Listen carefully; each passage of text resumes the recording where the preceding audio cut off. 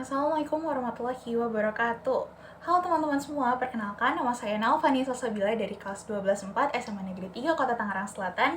Dan pada kesempatan kali ini saya akan membahas mengenai materi geografi, yaitu tentang interaksi keruangan dan wilayah desa kota. Di sini saya tidak akan hanya membahas teorinya, tetapi langsung melihat implementasi yang ada di Indonesia atau bukti nyatanya di Indonesia, yaitu mengenai wilayah Jabodetabek, yaitu Jakarta, Bogor, Depok, Tangerang, dan Bekasi. Nah, interaksi keruangan itu terjadi karena adanya prinsip saling melengkapi, di mana desa itu memiliki kelebihan bahan pangan, tenaga kerja, dan kelebihan lahan. Sedangkan kota memiliki kelebihan modal, teknologi, dan lapangan kerja. Maka perbedaan inilah yang akhirnya menciptakan potensi untuk saling tarik-menarik. Dan konsep pentingnya di sini adalah zona interaksi, di mana pengaruh kota seperti Jakarta itu berangsur-angsur melemah keluar dan pengaruh desa akhirnya mulai mendominasi.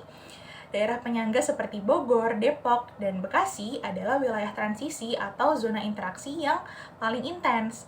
Dan Jabodetabek sendirinya adalah contoh yang paling sempurna ya di Indonesia dari komplementaritas yang sangat tinggi. Dimana seperti kita tahu, contohnya kita bisa melihat truk-truk logistik yang membawa hasil bumi dari desa-desa di Jawa Barat seperti Cianjur menuju ke pasar induk di Jakarta. Dan sebaliknya, kawasan industri seperti Cikarang atau Karawang di Bekasi yang dikendalikan modal dari Jakarta itu mengirimkan produk manufaktur ke seluruh wilayah penyangga atau bahkan di luar Pulau Jawa. Nah, salah satu ciri khas utama Jabodetabek itu adalah mobilitas harian atau komutasinya. Setiap hari kerja, jutaan orang yang tinggal di Bogor, Depok, Tangerang, dan Bekasi itu melakukan perjalanan pulang pergi ke Jakarta. Dan mereka adalah tenaga kerja vital bagi sektor jasa dan pemerintahan di wilayah ibu kota. Dan faktor pendorongnya di sini, kota penyangga itu menawarkan biaya hidup dan harga yang relatif lebih terjangkau, sedangkan Jakarta menawarkan kesempatan kerja dan upah yang jauh lebih tinggi daripada di kota penyangganya.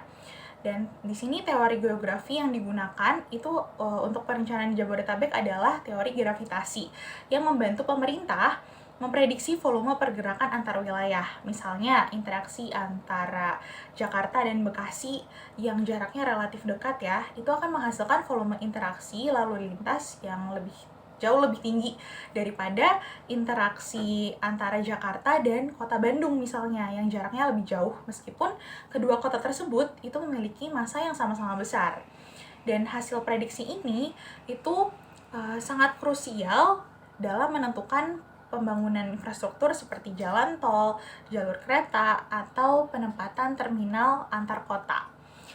Dan teori lain yang digunakan adalah teori titik henti atau breaking point yang relevan di wilayah transisi. Misalnya, di mana seharusnya batas wilayah layanan antara kota Bogor dan Depok untuk pembangunan puskesmas atau misalkan sekolah menengah seperti SMA atau SMP itu ditempatkan di lokasi yang cenderung lebih mudah diakses oleh wilayah yang memiliki potensi massa atau populasi yang lebih kecil, untuk memastikan pelayanannya merata pastinya ke setiap daerah walaupun daerah tersebut terpencil ya.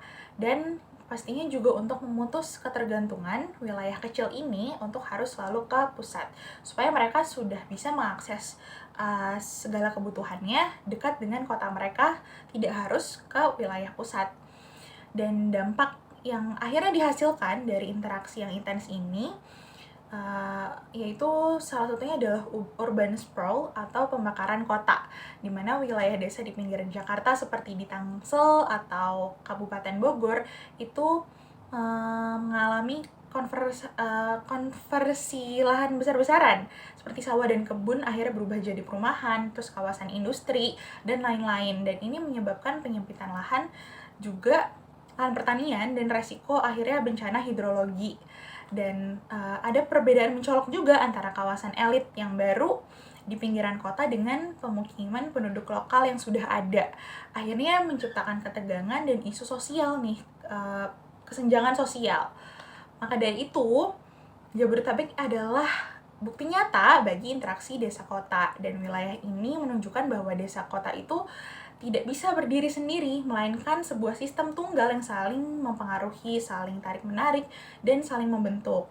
Dan kita perlu memahami dinamika interaksi ini sebagai kunci untuk menciptakan perencanaan wilayah yang lebih berkelanjutan dan lebih adil di Indonesia. Jadi, mungkin sekian penjelasan yang bisa saya sampaikan mengenai interaksi keruangan dan wilayah desa kota dengan bukti atau implementasi nyatanya yang ada, yang terjadi di Indonesia, karena kita sebagai warga Indonesia di sini.